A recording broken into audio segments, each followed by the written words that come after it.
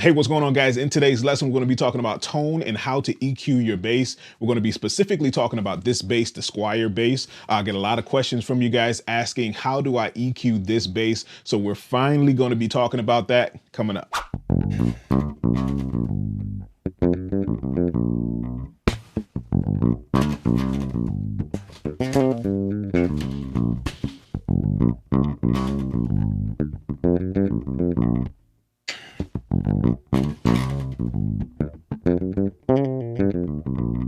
All right, guys, so just a quick introduction. I'm going to be showing you the EQ on this Squire Jaguar modified jazz bass. All right, so first of all, you have to take into consideration that you have these pickups, two different types of pickups. You have this jazz pickup back here, and then the split pickup, the precision bass pickup here. So these are both single coil pickups. Yeah, they're just placed in a different way. So first of all, this bass has an active circuit. So it takes a 9-volt battery to complete that circuit. It has a compartment in the back that you can put a 9-volt battery in. And we'll go over active versus passive, but I'm sure you guys are aware of active and passive basses. All right, so this just happens to be an active one. So on this bass, you have 4 knobs here. All right, so your first 2 knobs control these 2 pickups. All right, so the first knob controls the one closest to the front or closest to the neck. All right. And then the second knob controls the one to the back, the bridge pickup. All right. So if you turn this all the way up, this is just how this works. It's not every bass doesn't use this particular setup. All right. But it's just a 2 knob, control. So if I turn that all the way up, it's just using that pickup. If I turn it all the way down, it's not using the pickup. Okay. If I turn this one all the way up, it's only going to be using this pickup.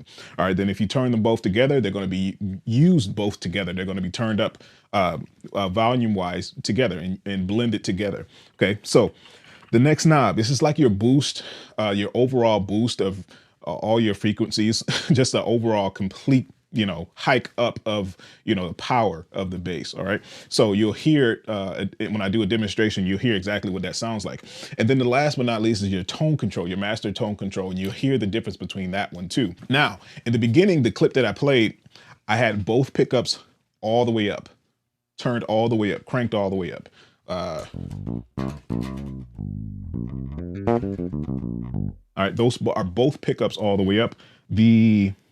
The boost knob, I'll call that the boost knob, is actually all the way down. So it could actually be a little bit more powerful than that. So I'll bring it up a little bit so you can see the difference. I'll keep these up and I'll turn the boost.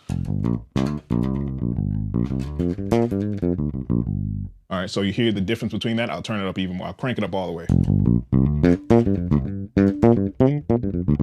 Now I didn't mess with the volume control. That was just the boost, right? I didn't mess with the pickup control.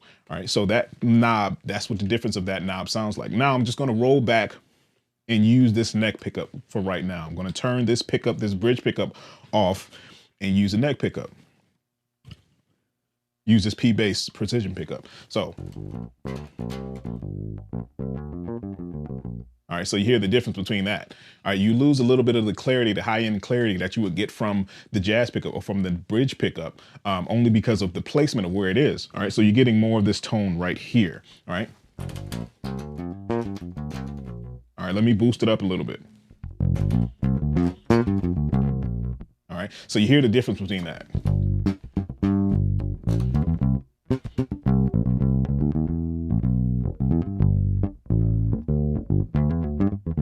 All right, so it has that more P-bass type of sound.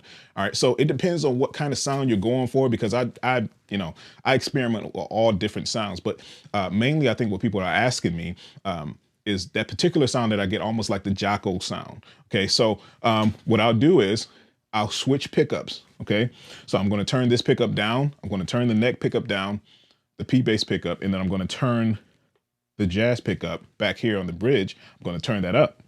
All right, so here's how that sounds.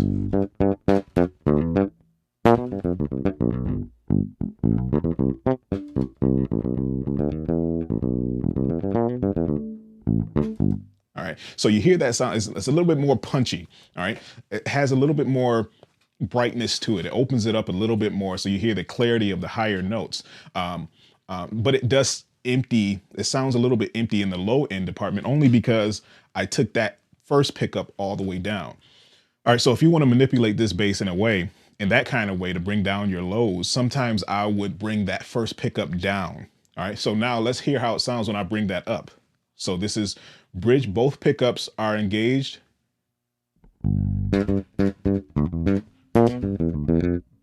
Okay, so both pickups are all the way up. So now you hear the clarity of the high end and some of the low end too. So this is sometimes where I would like to play. Yeah, so this is sometimes where I would like to play just so I can have the variety of lows to highs.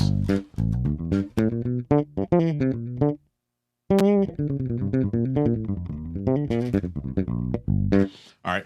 And sometimes I'll bring that, just me particularly, I'll bring this pickup, the control for this pickup, the precision pickup, I'll bring that down just a little bit so the highs can, you know, stretch out a little bit more and kind of come on top of the low end. All right, so bring the lows just in. You see how it rounds it out.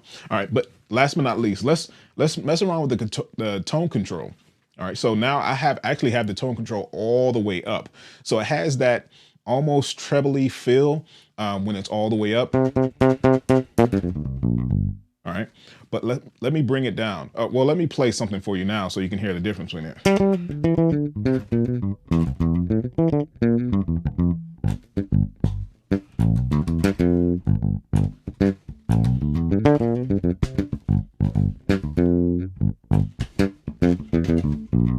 Bring it down.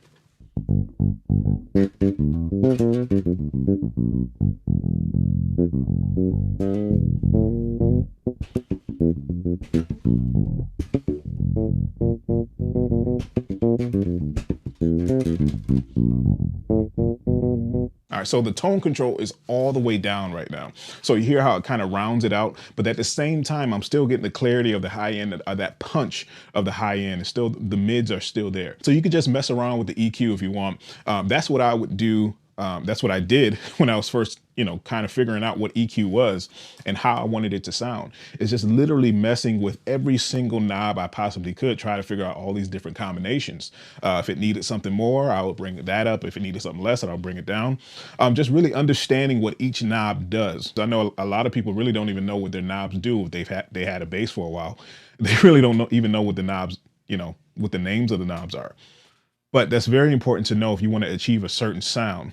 So I just wanted to get the myth, kind of to crush that myth, because people think a cheaper bass is a cheaper sound, but not necessarily. But if you know what you're doing and if you can EQ correctly, you'll be able to get a decent sound out of a more affordable bass. This is a very affordable bass. This is what I recommend to a lot of beginners. I get that question asked a lot too. I'm first starting off bass. What should I get? This is a great beginner bass. And a lot of people tell me they have trouble finding it, and I'll put a link down in the description or a link somewhere to this actual bass. It might be a different color, but I'm not sure. But either way, it's the same exact model, same exact thing.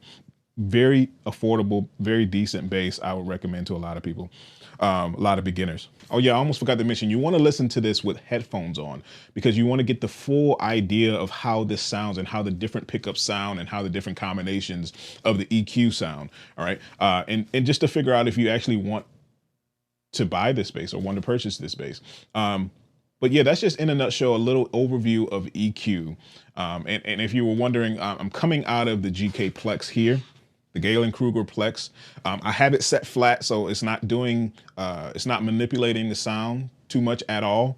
So I'm kind of bypassing, almost going straight through to show you guys the sound. But this is just what I'm running through right now. And if you guys want to, are interested in that, I'll have a link to that in the description as well.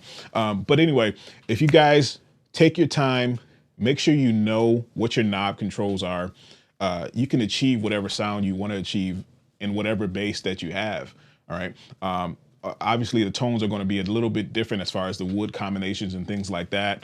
But that was just, you know, simple breakdown of the EQ of a Squier Jaguar bass. All right, guys, so if you're new here and you haven't subscribed yet and you want to learn more about bass, how to play, EQ, tone settings, all of that good stuff, everything there is to know about bass, you want to go ahead and subscribe. Click that button here to subscribe to the channel. Also visit the website, derekbennett.com, where there's so much more information just like this. You'll have more access to me. I'll be able to provide you feedback. There's just a ton more stuff you can do on the website. So go ahead and visit that.